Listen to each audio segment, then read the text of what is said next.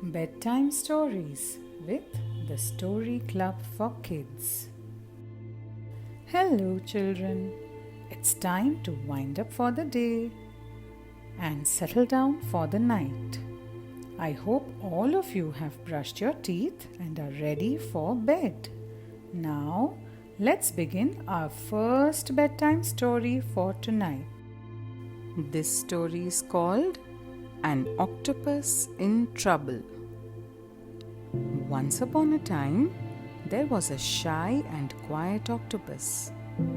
He nearly always went about on his own because, although he wanted to have lots of friends, he was too self-conscious. One day, the octopus was trying to catch a very slippery oyster. Before he knew it, he had tied himself into one massive knot, and he couldn't move. He tried with all his strength to wriggle free, but it was no good.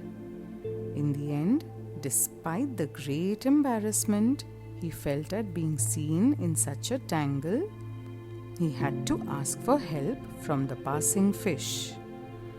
Many fish just swam past, ignoring him.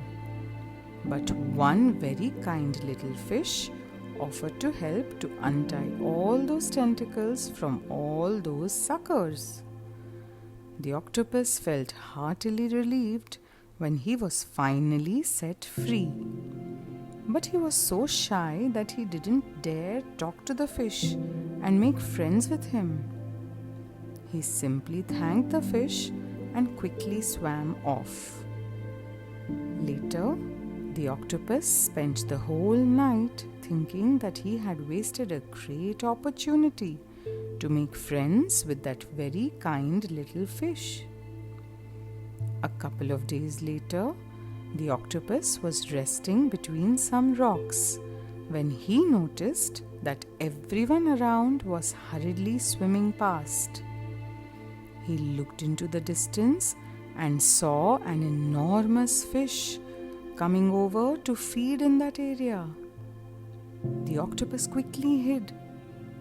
Then, peeping an eye out from his hiding place, he saw that the huge fish was chasing the kind little fish who had untied him. That little fish really needed urgent help. But the big fish was so dangerous looking and fast that no one dared to go near to help the little fish. The octopus, remembering how the little fish had helped him, felt that he had to do whatever he could to come to his aid. Without hesitating any further, the octopus shot out from the rocks like a ray. He put himself right in the path of the giant fish, and before the fish could do anything about it, the octopus had shot out the biggest jet of ink of his life. He grabbed the little fish and swam off back to hide in the rocks, while the big fish was completely confused with all the ink that the octopus had released. Everything happened so fast that the big fish had no time to react. However, he soon recovered from the surprise. Off he went to the rocks, looking for the octopus and the little fish. Now he really wanted to gobble them up. Soon, though, he began feeling a terrible itch, first in his gills and then in his fins, and then all over his body. It turned out that this giant fish had a very artistic nature. He adored colors, and the octopus's dark ink had given him a terrible allergy. So the big fish swam away, irritated all over. As soon as he was gone, all the fish who had been hiding came out and congratulated and thanked the octopus for being so brave.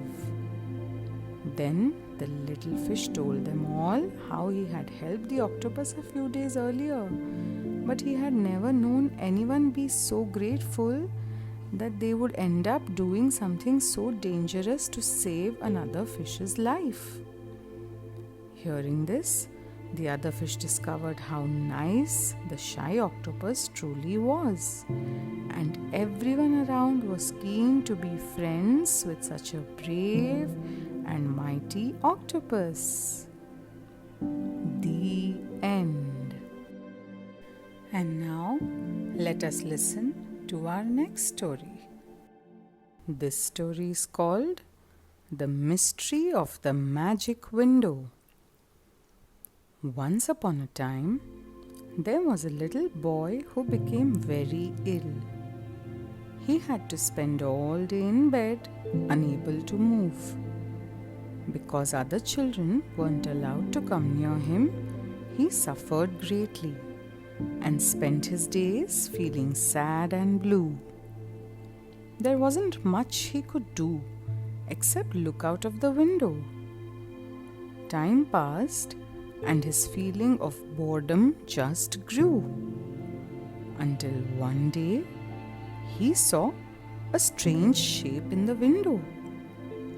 It was a penguin eating a sausage sandwich. The penguin squeezed in through the open window and said, "Good afternoon," to the boy, turned around and left again. Of course, the boy was very surprised.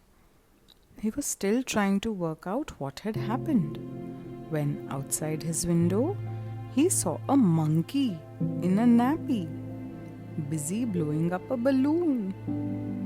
At first, the boy asked himself what that could possibly be.